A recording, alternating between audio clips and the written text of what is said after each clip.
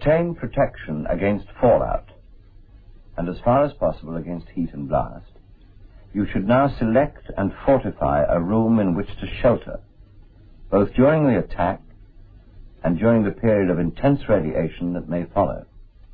The penetration of harmful radiation is cut down by heavy and dense materials such as brick, concrete, and earth. The more, therefore, of these materials you can put between yourself and the fallout, the greater the protection you will obtain.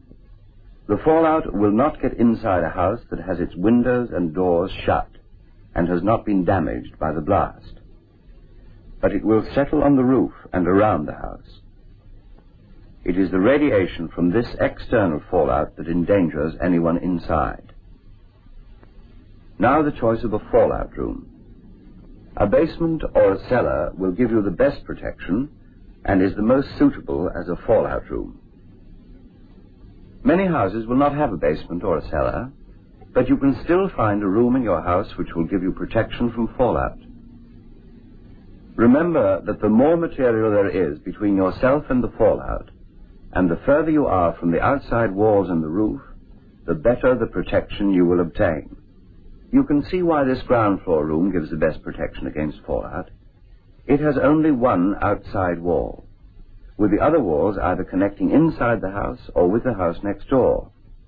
The room is also shielded by the houses across the street, which give it extra protection. The radiation from fallout can come from an appreciable distance, so this makes the front room more suitable than the back room, which overlooks a wide area and is far more exposed. If you live in a modern concrete block of flats of 5 or more floors, unless there is a basement, the best protection is given by the middle floors. If your home is in the upper or lower parts of the building, it would be best if you made arrangements to join the families living in the middle floors. In no circumstances should the top stories be used. In a block of flats with 4 stories or less, or one which has wooden floor joists, the best protection will be on the ground floor. A room should be selected in the same way as for a house, with not more than one outside wall and with the most protection from neighboring buildings. Prefabricated houses or bungalows give little protection from radiation. If you live in one, you should try and join friends or neighbors whose houses give better protection from fallout. If this should not be possible, there are other steps you can take which will be described later. Wherever you live, when you have chosen your fallout room, it should then be modified to improve the protection it can give you.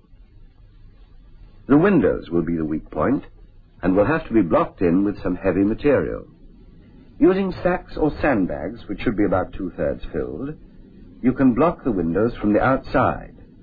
Here, they are piled on strong tables until the whole window is blocked. Alternatively, you can fill boxes or other containers with tightly packed earth. If you can't block up the windows from the outside, pieces of heavy furniture should be positioned in front of the window, and then packed with earth or books. A second method you could use is to remove the window altogether.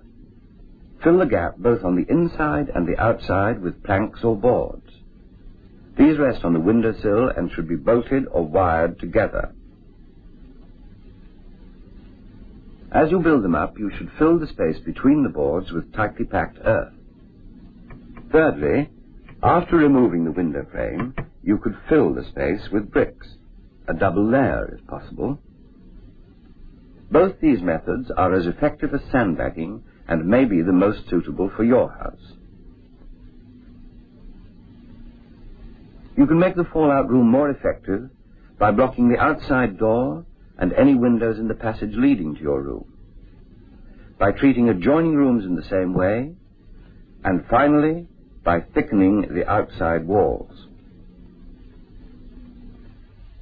By constructing a core, or heavily protected shelter, you can greatly improve your protection for the first few hours when radiation is at its greatest intensity.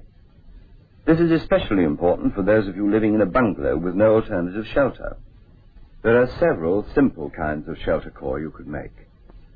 Here, 2 doors are leaned against the wall, leaving a space in which the householder and his family can sit, and then bags of earth are placed over the top. Here the floorboards are taken up and a trench is dug under the floor. Ensure that it is in the corner furthest from the outside wall. You could also use a cupboard under the stairs, with sandbags outside the door and on the stairs. For some of you, it will not be practicable to build a shelter indoors, but a trench dug outside your home would give good protection. It should be deep enough to stand in, and the sides should be shored up. The trench should be covered with planks or other available material strong enough to support at least 2 feet of earth.